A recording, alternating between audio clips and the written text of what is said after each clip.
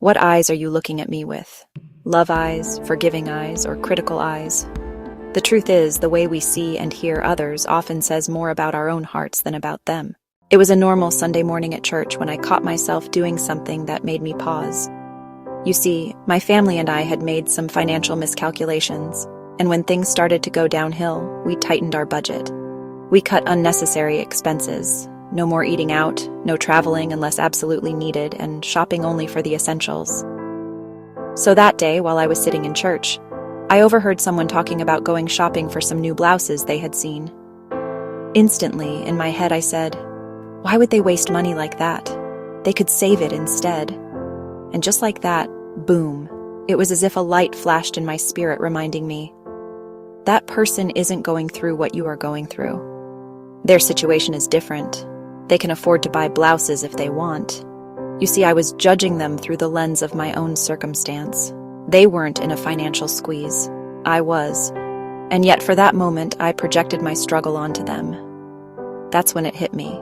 So often we look at people through the wrong lens. We view them through the lens of where we are. That realization also helped me think back to some bizarre comments people had made to me in the past. At the time, I couldn't understand where they were coming from. But now I see it wasn't about me. They were speaking through the lens of their own limitations, their own level, their own struggles. Because I can't doesn't mean you can't. And because you can't doesn't mean I can't. Jesus said in Matthew 6:22-23, "The eye is the lamp of the body. If your eyes are healthy, your whole body will be full of light. But if your eyes are unhealthy, your whole body will be full of darkness." In other words, the way we see others flows straight from the posture of our heart. If you look at people with criticism, you'll eventually speak critical words. If you look at them with envy, you'll release bitter words. But if you look at them with love, your words will lift. If you look with forgiveness, your words will heal. Here's the truth.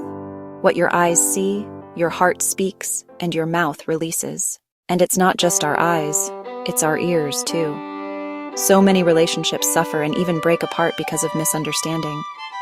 You see, misunderstandings often happen when what we hear is not what was actually said. Sometimes the issue isn't the words spoken, it's the channel our ears are tuned into. If we're listening through offense, insecurity, or distraction, we'll miss the heart of what was meant. I remember being at a retreat where we played an icebreaker game. We sat in a circle, and the first person whispered something to the one next to them.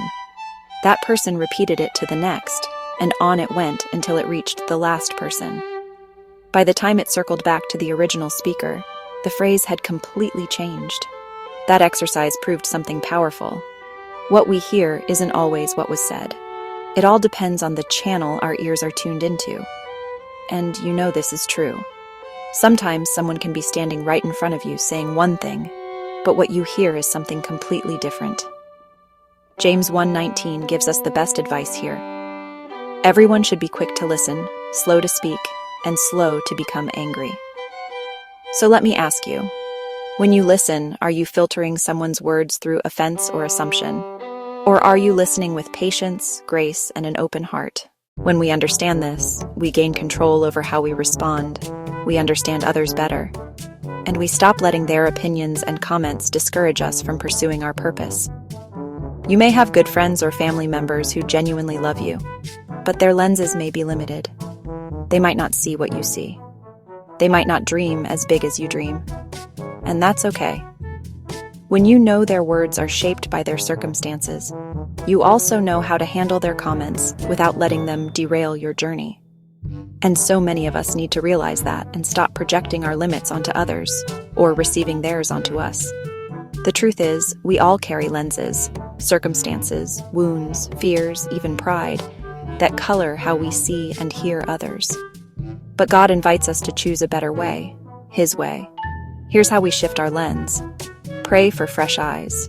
Ask God to help you see people the way He sees them. Check your heart. If there's bitterness, ask Him to cleanse it. Choose forgiveness. Release both yourself and the other person. Speak life. Let your words reflect grace, not criticism. The world is already full of harsh words and judging eyes.